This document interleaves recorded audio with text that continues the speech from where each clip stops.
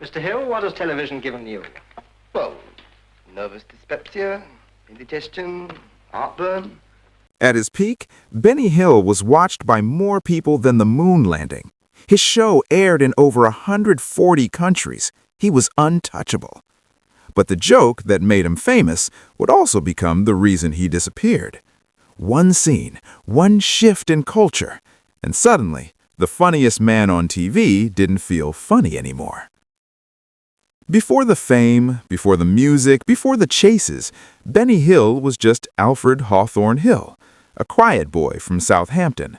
No spotlight, no stage, no plan to become famous.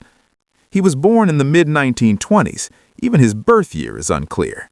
That detail matters because from the start, his life resisted neat records. His father sold surgical tools, serious work, careful work. Nothing about it was funny, but comedy still found its way in. Hill's grandfather had been a circus clown. That history lingered, not loudly, quietly, like an idea waiting. Before comedy, Hill worked everywhere. He drove cars, delivered milk, stocked shelves, played drums. Jobs people stopped noticing. And that's what he noticed instead. How people act when no one is watching. How they walk, how they pause, how they look embarrassed. Those small moments became his education. Then the war arrived. During World War II, Hill served as a mechanic and later entertained soldiers. Not polished shows. Homemade stages, tired men, dark rooms. That's where he learned something that stayed with him forever. Comedy wasn't just entertainment, it was relief. It could cut through fear.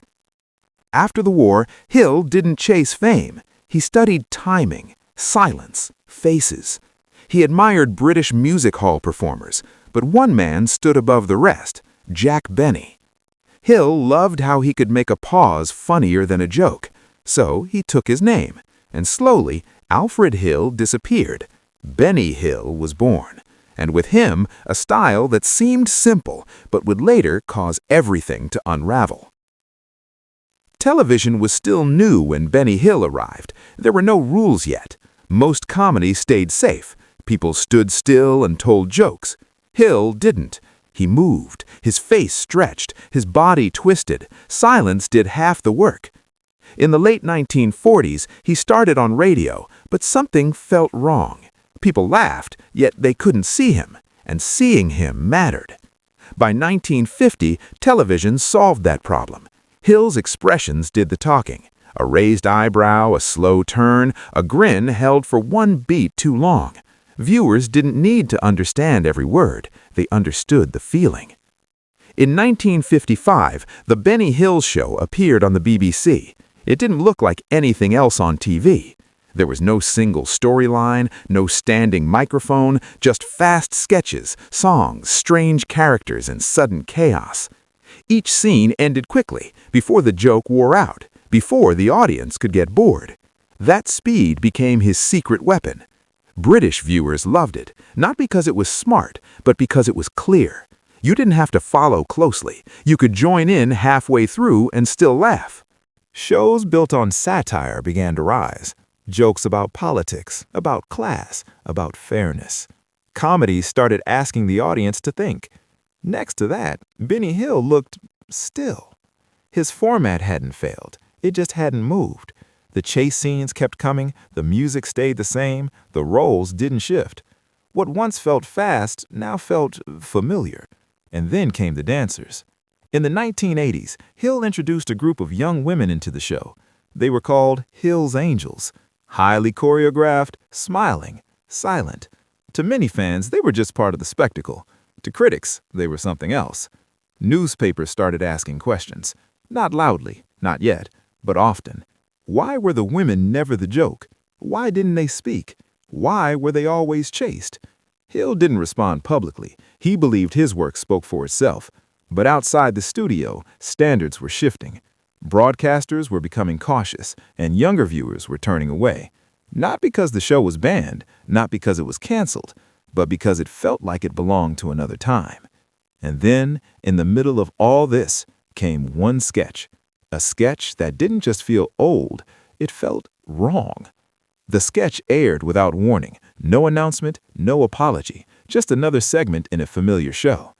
On the surface, it looked harmless, a parody of a beauty pageant, a setup audiences had seen many times before. Women crossed the stage in short outfits. Benny Hill played the host, smiling, leering, commenting with exaggerated delight. At first, it followed the usual rhythm, the kind viewers expected. But this time, something was missing. The women weren't characters. They didn't speak. They didn't push back.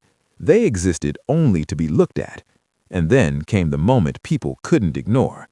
The punchline didn't release the tension. It sharpened it. What was meant to feel silly felt uncomfortable. What once passed as cheeky now felt careless. Viewers didn't laugh the same way. Some went quiet. Others felt embarrassed for laughing at all. Critics noticed immediately. Not because this sketch was wildly different, but because it made everything else easier to point at. Years of complaints suddenly had a symbol. One scene, one example, one clip. People began replaying it, talking about it, using it as proof. Broadcasters were asked questions. Regulators took note. Newspapers stopped calling the show harmless. What made it worse was this. The sketch was approved, written, rehearsed, filmed, aired. No one stopped it. And once it was out there, the story stopped being about comedy. It became about judgment. The reaction didn't explode, it spread. Articles appeared in newspapers, not screaming headlines, quiet questions. Was this comedy still for everyone, or had it stopped listening?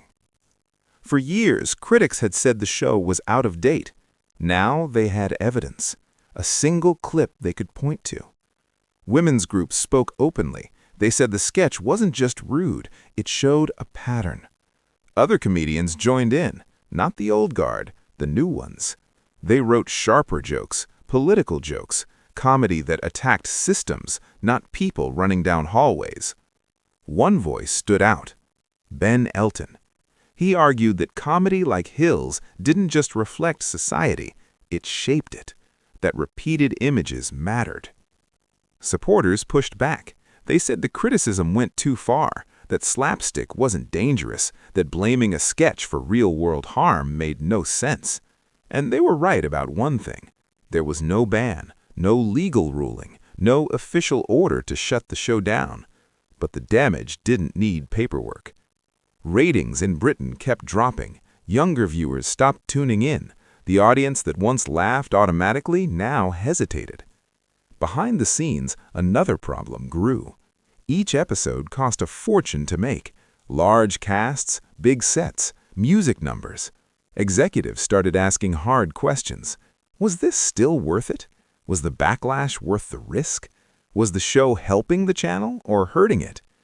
And then the sketch returned again, in meetings, in memos, in arguments. Always the same one.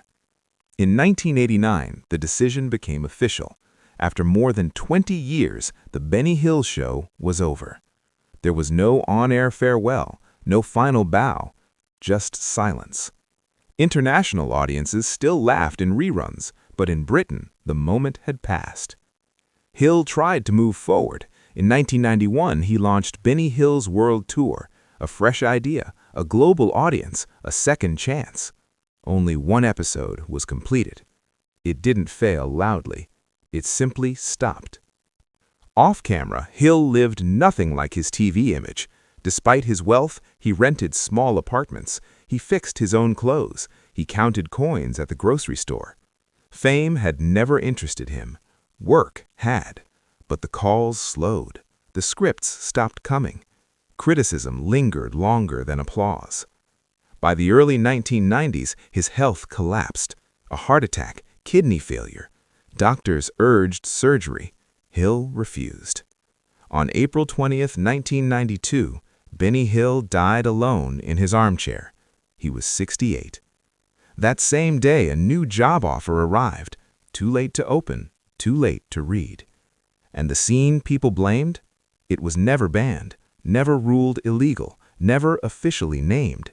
Yet it outlived the show itself. Because sometimes history doesn't end careers with laws or verdicts. It ends them with a moment people can't forget. And the question that still hangs is simple. Was that scene the reason Benny Hill disappeared? Or was it just the moment everyone decided to stop laughing? Years later, the clip still circulates. Not the full episode, not the context, just the scene. Shared alone, stripped of time, frozen in judgment. New audiences discover it without knowing the man who came before it. They don't see the war years, the early silence, the careful timing learned on empty stages. They see the moment, and only the moment. That's how history remembers things now, compressed, edited, reduced to symbols. Benny Hill became one of those symbols, not because he broke a law, not because he was banned, but because the culture needed a line in the sand, and his work happened to be standing there when it was drawn. The strange part is this. If that sketch aired 10 years earlier, it would have passed unnoticed. If it aired 10 years later, it would never have been made. It existed in a narrow gap between what people once accepted and what they no longer would. So when people ask what really ended the Benny Hill Show, the answer isn't clean. It wasn't one sketch. It wasn't one critic. It wasn't one decision. It was timing. And timing is the one thing comedy can't survive without. Because the same joke that makes one generation laugh can make the next one turn away. And once they do, there's no chase fast enough to catch them again.